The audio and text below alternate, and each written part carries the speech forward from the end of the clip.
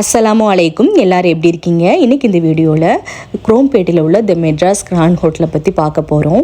பையனுக்கு WKMA association நடத்தி Guinness world ரெக்கார்டில் பார்ட்டிசிபேட் பண்ணியிருந்தான்.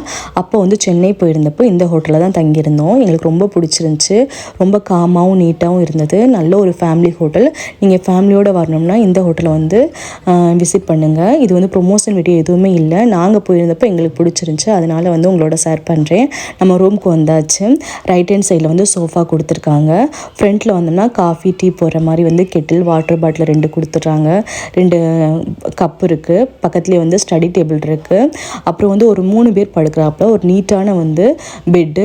இதில் படுக்கும்போது பேக் பண்ணி எதுவுமே வரல. ஒரு சில ஹோட்டலில் தங்கும் போதெல்லாம் ரொம்ப டிஸ்கம்ஃபர்ட்டாக இருக்கும். ஆனால் அப்படிலாம் இல்லை. ரொம்ப நல்லா இருந்தது. பக்கத்துலேயே சோஃபா கம் பெட்டு கொடுத்துருக்காங்க. ஃப்ரண்ட் ஏரியா நமக்கு இப்படி தான் இருக்குது. மெயினில் இருக்கிறதுனால இவ்வளோதான் வியூ இருக்குது. அப்படியே ரைட் ஹேண்ட் சைடில் வந்தோம்னா நமக்கு கபோர்ட் கொடுத்துருக்காங்க. லாண்ட்ரி பேக் இருக்குது. நம்ம யூஸ் பண்ணுறதுக்கு செப்பல் கொடுத்துருக்காங்க. அப்புறம் மேலே லாக்கர் இருக்குது. பக்கத்துலேயே அயனிங் பாக்ஸ் அயனிங் டேபிள்லாம் இருக்குது. ஃப்ரண்ட் சைடில் ட்ரெஸ்ஸிங் டேபிள் இருக்குது. பாத்ரூம் எங்களுக்கு ரொம்ப பிடிச்சிருந்துச்சி.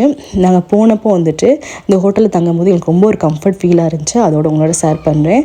ஒரு நாளைக்கு 4800 சார்ஜ் பண்ணுறாங்க. இந்த ப்ரைஸ்க்கு இந்த ஹோட்டல் ஓகேவான்னு சொல்லுங்கள். இன்ஷால்லா நெக்ஸ்ட் வீடியோவில் பார்க்கலாம். அஸ்ஸலாமு அலைக்கும்.